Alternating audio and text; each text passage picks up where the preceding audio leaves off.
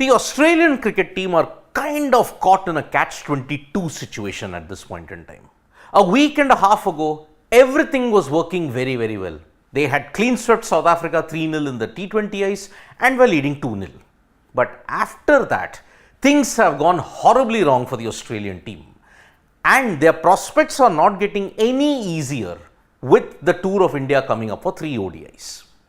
Australia just yesterday announced their 18-man squad for the India series. But remember, they can make changes to the 15-man World Cup squad until September 27th. Now the problem is some veterans are coming back. So that has boosted Australia. But on top of that, 2 of their key players are now out, and that seems to be the key blow for Australia. Remember, 2 players, in particular one batter, he faces a race against time to be fit for the World Cup. So I will just announce the 18-man squad and then come to the injury concerns that are dogging Australia even now. Remember, even in South Africa, they were dogged by injury concerns. Now in India, 2 key players are afflicted by injuries and their World Cup participation is in doubt. Because this is the 18-member squad. Pat Cummins is back. Remember, he was having a wrist injury and that is why he did not play the South Africa tour at all.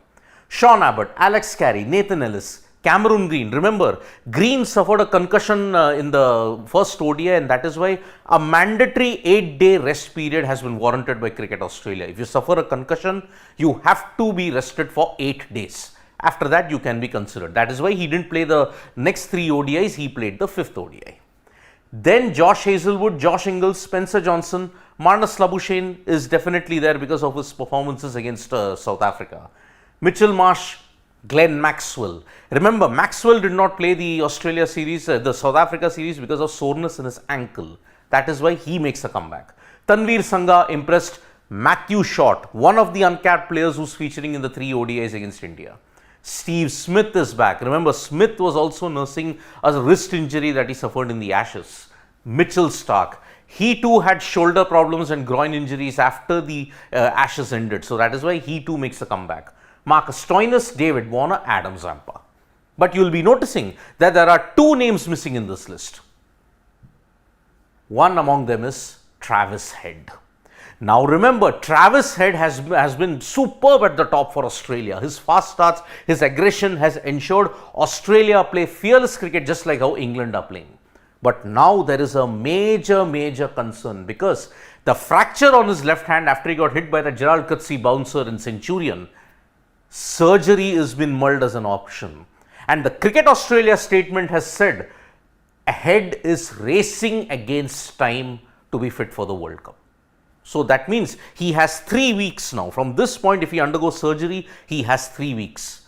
But he may miss half of the World Cup or the entirety of it because that fracture looked really bad. He was all wrapped up in his left hand was totally wrapped up after the Centurion loss. He was seen interacting with family members, with players. He was jovial. But Travis Head might miss half or the entirety of the World Cup because of the fracture that he sustained.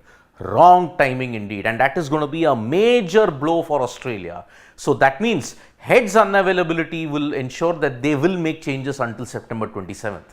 Maybe they want to see the ODI series in India. After that, they will do those changes.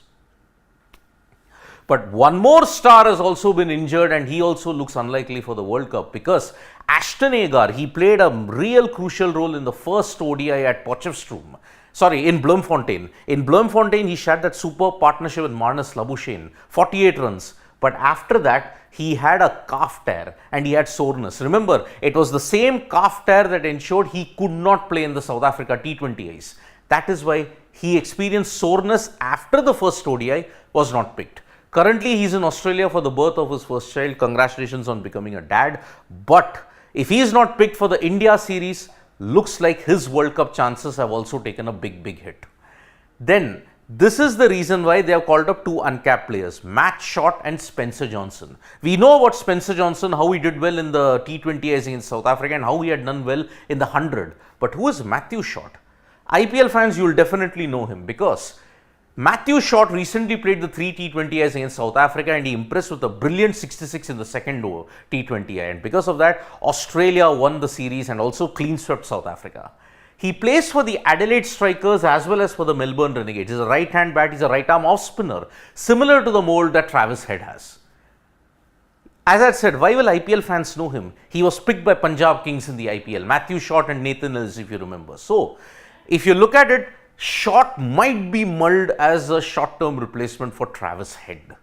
But Head, on the other hand, his left-hand batting and his attacking aggression means that Australia have lost out on a vital cog indeed. So, in this India series as well, you're seeing injuries mount for the Australian team. And because of the injuries that are there in this Australian side, their chances of a successful World Cup have taken a big hit. And remember, 3 ODIs they have lost on the trot. It's not going to get any better against India because India are peaking at this point in time. Australia, unfortunately, they may have peaked at the wrong time and they are slumping at this point in time. So, Australia, they have a Herculean task against India now. The squad is out, but Travis Head and Ashton Agar, their injuries are really putting the Australian composition into complete disarray.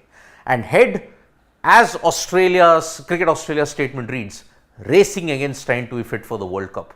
Not good news at all when you look at Australia and their World Cup preparations.